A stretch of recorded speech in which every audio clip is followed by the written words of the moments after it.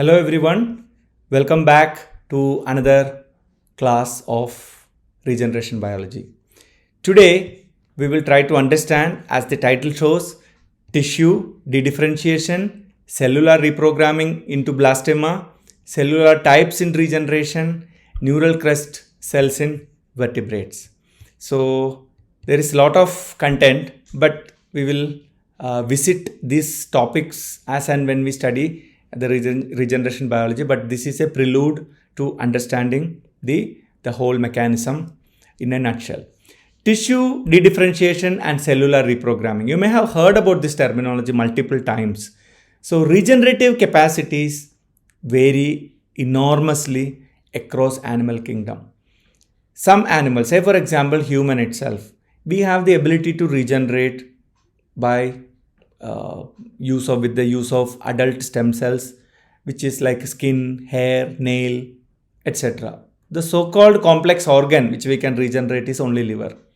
Same way, some animals like planaria we have seen. If you cut a planaria into 4 pieces, each 4 will become a full-fledged animal. So we should understand all of the animal based on which position in the evolutionary ladder or evolution, where it is, whether it's a primitive, is it invertebrate, or it's an advanced vertebrate, or it's a protochordate, etc. Based on that quality, it can have differential regenerative capacity. In contrast to most cold-blooded vertebrates, which is basically fishes and frogs, although reptiles also cold-blooded, only mammals and birds are warm-blooded vertebrate group. Fishes, frogs and reptiles are cold-blooded. When regeneration is concerned, we are referring to fishes and frogs. Mammals, including humans, do not have the ability to regenerate damaged organs, complex organ, or even a degeneration is happening.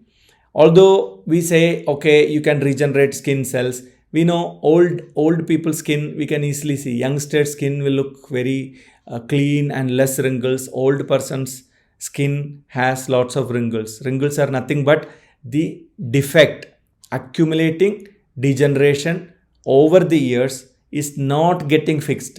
Hence, you have this so-called old age look. So, we have to understand, despite having the regenerative ability of some tissues, still it is not perfect as you grow older. So, the degeneration keeps happening. So in this picture, you can see regenerative capabilities of the animal kingdom. You can see this we have seen, which is basically a flatworm, planaria, or any worms of that category. If you cut it, each piece develops into a normal individual. And this is a salamander, and you cut its hand or cut its tail. All of you would have seen the wall lizard. Sometimes if you chase behind a wall lizard, it will drop its tail. The tail will be wriggling for some time, and it will that is called autotomy. It will grow back after a few days. But you can cut the tail also or limb also for this, which is coming under the category of frogs. Okay, this is invertebrate, which is planaria, and this is one of the vertebrates with limbs. It can regenerate. And when it comes to zebrafish, it is capable of regenerating its heart and also the retina. It is, and also of course, fin also it can regenerate because it cannot be called as a limb, but it can regenerate. When it comes to chicken, it can regenerate. That is not adult chicken, hens and cocks cannot, but the neonatal small chickens, they are able to regenerate their retina. And also you should know the salamander is capable of regenerating the lens of the eye, not just retina, not just limb. It can also regenerate the lens of the eye. When it comes to mammal, the mouse picture is given. It cannot regenerate any of the complex organs, but it can regenerate the liver, just like any other mammal. So what do you understand? As you climb the ladder of complexity of the organism, like salamander is less complex compared to birds and mammals. Like body temperature is one example which we discussed, and otherwise also the complexity, the physiological complexity is less in the case of fishes and frogs compared to, they have 2-chambered heart, they have pronephros kidney, they don't have more advanced production of uric acid or urea, they release ammonia. Many such kind of things are there, showing their inefficiency, or I won't say inefficiency, their more crude way of handling things. But birds and mammals, it's slightly different, but they do not have the ability. It is very important to note that both birds and mammals in the neonatal stage, they have good ability, excellent ability to regenerate, which fades off as they grow older. So as you can see here, this is we are trying to understand how the regulation of proliferation and dedifferentiation happened in mammalian cells. We know our body cells always proliferate. Whenever there is a damage, it proliferates. But many of these cell proliferation is highly regulated. That is cell cycle regulators. And cell cycle also, G1S, G2M, this continues, and every time point it has to mark it, which stage it is right now, has it got the permission or the license to move to the next stage. Majority of your tissue types in your body, they are either in G0 or G1. G1 and G0 are technically same, no difference. Only difference is you call a cell G1 simply because it has the potential to go into S phase. That is, it will synthesize the DNA and go to G2 phase and then M phase. But if that G1 cell do not have any plan of going forward, then we essentially call them as G0. That means it has quit the cell cycle. Now this G0 cell can be coaxed to get into the G1. Once it got into G1 phase, then it may forced or directed to get into proliferation. So let us see what is this quiescent and differentiated cell. So every differentiated cell technically is in a G0 phase, or we can call them as quiescent cell. What is the pathway that is working? Quiescent and differentiated cells, when the activity of the cyclin D CDK4/6 complex is inhibited by cyclin-dependent kinase inhibitors, say for example P27, P21, P15 and P16. These are some of the naturally occurring proteins. And another molecule is PRB. RB stands for retinoblastoma, is found in its inactive hypophosphorylated state when in a quiescent state. It has no plan of proliferating. Active PRB blocks proliferation by sequestering members of E2F family. They are a group of transcription factor, E2F family of transcription factors, and it can also recruit histone deacetylase, HDACs. Their main role is to deacetylate proteins. So many proteins are there which are functional if they are acetylated and non-functional when they are deacetylated, and vice versa also is there. So HDACs also comes into picture with E2F and PRB to further repress the expression of cell cycle genes. HDACs, when they are active on the histones, they remove the acetyl groups, then the transcribability of those genes will be affected. So that is the involvement of HDACs.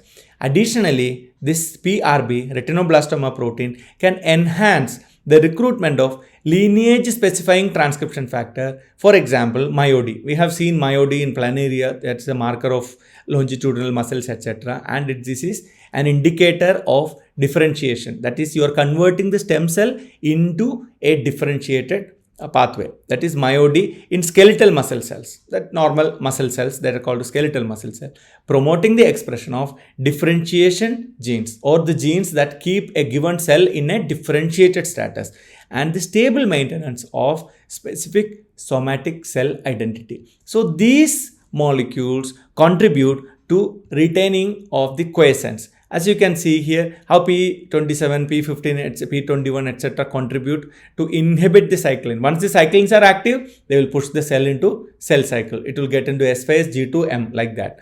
So this is mainly done by retinoblastoma, that is, and by interacting with E2F proteins, group of proteins. And also HDAC further contributes to it by repressing this whole complex, repress the genes. But any deregulation happens to this pathway, the cell is now vulnerable for proliferation. That we can see in the next slide. So in proliferating cell, what happens? In proliferating cell, CDK inhibitors are inactive. We saw so many inhibitors, P21, P16, P15. We saw they are inactive, which allows the cyclin D CDK4/6 complex to phosphorylate and inactivate the PRB. PRB is now no more interacting with E2F.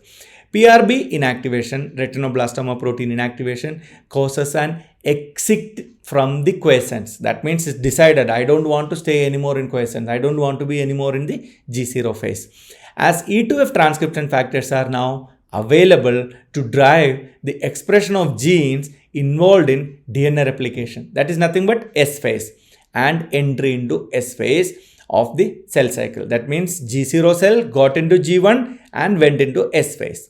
Moreover, independently from the induction of proliferation, the PRB inactivation, retinoblastoma protein inactivation, can decrease the expression of differentiation genes because it is got into cell cycle now. Say if a muscle is getting into proliferation, it no more want muscle specific gene. A kidney cell now got into proliferation, it no more want kidney specific genes to be expressed. It will do the task of proliferation only, thereby favoring dedifferentiation. So this process, in a nutshell, we call it as dedifferentiation. Even in retina also, when there is a regeneration that is happening, it is the glial cells that forget its glial cell identity and get into proliferating phase, and we call this phase as a dedifferentiation. In other words, cellular dedifferentiation and proliferation can both be favored by PRB inactivation. Retinoblastoma protein, if you inactivate, you can force any cell to get into a proliferative phase. So retinoblastoma being active is the main cause of cell remaining in quiescent state. After passing this checkpoint, a particular cell is committed to single round of division. Whether it will persuade further is depend on other factors, that is supporting factors that is available. Now let us see how the cell cycle comes into arrest, that is cell cycle arrest. And we have seen whenever there is a damage, that is normally happens in a S to G2 checkpoint. If there is any damage in the DNA replication, that has to be taken care of. So cell cycle arrest, how does it happen? However, if the DNA damage occurs, ATR and ATM protein kinases, they are two proteins, they get activated because they are able to detect there is a damage in the DNA. They phosphorylate checkpoint kinases 1 and 2, CHK1 and CHK2, which in turn phosphorylate and activate a protein called P53. P53 is a well-studied tumor suppressor protein because that, when got mutated, make a given cell vulnerable to cancer because uncontrolled proliferation. Active P53 drives the expression of P21, the downstream molecule, because P53 is, when it is turned on, that indicates there is some damage with the DNA. That is why P53 is now capable of turning on P21. What P21 will do? It will immediately go and prevent the cyclin CDK complex. P21 makes sure that cell cycle cannot go. It is just like a dog is running around, you immediately put a chain to it so that you are making sure that it do not bite anyone anymore. You are just harnessing it. And that is what P21 will do. P53 also activates. And why? By doing this, what it is doing? It is buying extra time for fixing this DNA damage. P53 also activates DNA repair machinery. The same P53 which turned on the P21 now turns on the machinery for DNA repair. And if the DNA damage is too extensive, it will wait for the quality control to say yes. And if the P53 is still active, that means, that indicates the CHK1 and CHK2 are still active. If P53 is still active, what it will do? It will eventually induce the cell to undergo apoptosis. So P53 will turn on P21 to stop the cell cycle, harnessing the cell cycle. Then it will turn on the cell cycle DNA repair protein. Once the cell cycle is arrested, DNA repair proteins. If still P53 is active, it will put on the apoptosis genes, which will kill the cell. And this is killed by apoptosis or senescence. PRB and P53 operate as part of a larger network wired for functional redundancy. So this means that dedifferentiation and re-entry of a given cell cycle cannot be induced simply by inactivation of PRB. That means you need, like I told you earlier, you need, this says, like if you are in the middle of the ocean, you need to know which side is land. That doesn't save you. At least if you don't know which side is land, you don't know where to sail your boat. So this is what PRB kickstarts. But the involvement of P53 also very important. Indeed, in the absence of PRB, oncogenic stimulation can activate another protein ARF, which leads to P53 mediated growth arrest. This also can happen. In fact, active ARF can inactivate mouse double minute 2 homolog MDM2, a E3 ubiquitin protein ligase that normally stimulates P53 degradation. So P53 stability is a factor, its activation is another factor. If both are in conjunction with retinoblastoma protein PRB, then there is a chance that it can continue the proliferative phase. That is what we described, is been shown in a cartoon form in this side, where the different checkpoints are working together purely based on the DNA damage. Now let us get into the how epigenetic landscape and the fate of a cell is changing. This comes into picture of with in line of development. Development happens with a zygote, and it follows certain gradient or morphogenetic gradients, and they give rise to all differentiated cell types. Now we are talking about, can they go back in time? So in this picture, this is somewhat like, you can see it's a three-dimensional picture. It looks like a hills and valleys. So if you have a rounded ball and you're rolling round the on a valley, and that ball will go and stop in a place where deepest point it will go and settle down, and that is the most stable point. Why the ball is rolling? Because the gravity is acting on it, and it will go and settle down a point where it is finding its most stable. Your cells also like that. It has got, sometimes if there is a value here and here, this cell will decide, should I go this way or should I go this way? And same way here also, should I go this way or should I jump and come this way? So everything is just like a rolling ball. So we can see dedifferentiation, just now we saw, is the term associated with lineage reprogramming, meaning that fully differentiated cells revert back to a less differentiated and proliferative stage within their own lineage without reaching pluripotency. Dedifferentiated cells are not reaching up to pluripotency stage, but that is the right track. It has the ability to go back into pluripotency stage also. Reprogramming is a terminology we use, refers to a full restoration of pluripotency up to a stage where the cells can switch lineages and differentiate into any cell type. It could be seen as a case of extreme dedifferentiation. Little bit going back in time is dedifferentiation. Going back in time, we call it as reprogramming, involving dramatic changes at the levels of both gene expression and epigenetic signatures. That means if a person is getting Alzheimer's, they will forget their latest memory first and their oldest memory stay back. So the oldest memory of a given cell is about its childhood or babyhood. That means it was a zygote. So it will go back in a stepwise manner, and that is reprogramming. Now what is transdifferentiation? Transdifferentiation describes the conversion of a fully differentiated cell of a given tissue lineage directly to one of the distant lineage without passing through the pluripotent intermediate. But it has to go back in time a little bit, but it don't have to go into a pluripotency stage. And there is another terminology that is called transdetermination. What does it mean? Transdetermination describes the conversion of adult multipotent stem cells from their typical lineage to a closely related one. Say I have got skin stem cell and now I am using it to make nails. So nail also a different tissue, skin also a different tissue. But now skin stem cell is now giving rise to nail. Both are adult stem cell.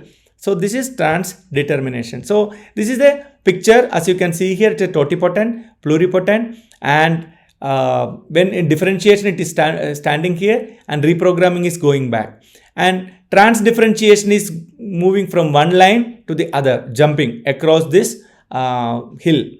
And here is something called unipotent cell, and this is called multipotent cell. Unipotent cell cannot have the luxury of making different type of cell. Multipotent can give rise to multiple cell types.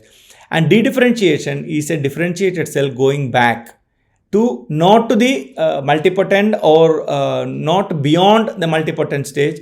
It doesn't reach pluripotency stage, but it is powerful enough.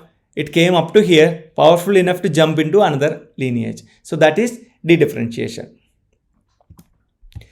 So now we will learn about another type of cell. They are called neural crest cells, which are left out during the development. They are cells in tissue regeneration. Neural crest stem cells, they are called NCSCs, are a transient multipotent cell population that originates along the border of the neural plate during early vertebrate development. During vertebrate development, the first organ system that is formed are your nervous system, and a neural tube has to form, and this tube is the one towards the anterior-most portion. It swells, folds, expands and becomes the brain, and rest of the neural tube remains as your spinal cord. But during the folding, this folding of this tissue, some cells will escape where the folding crest, and those cells are called neural crest cell, which are capable of replicating and maintaining their number.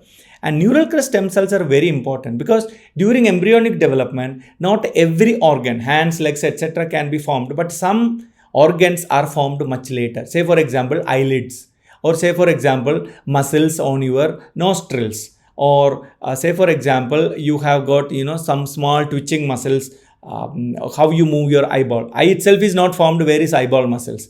Like that, the formation of your jaw. These kind of intricate skeletal muscles are all derived from neural crest cell much later in development, and that time you don't have stem cell available for you to do the job. So that time neural crest cells become very handy. So this is what you can see. Neural crests are able to survive on their own, and they can give rise to different cell types, like skin color is determined, head skeleton, like skin color, newborn baby, it hardly have got any skin color. Later it acquires the skin color, teeth formation, heart formation, and the nervous system, intricate nervous system connections, jaw formation, etc. all decided by the neural crest cell.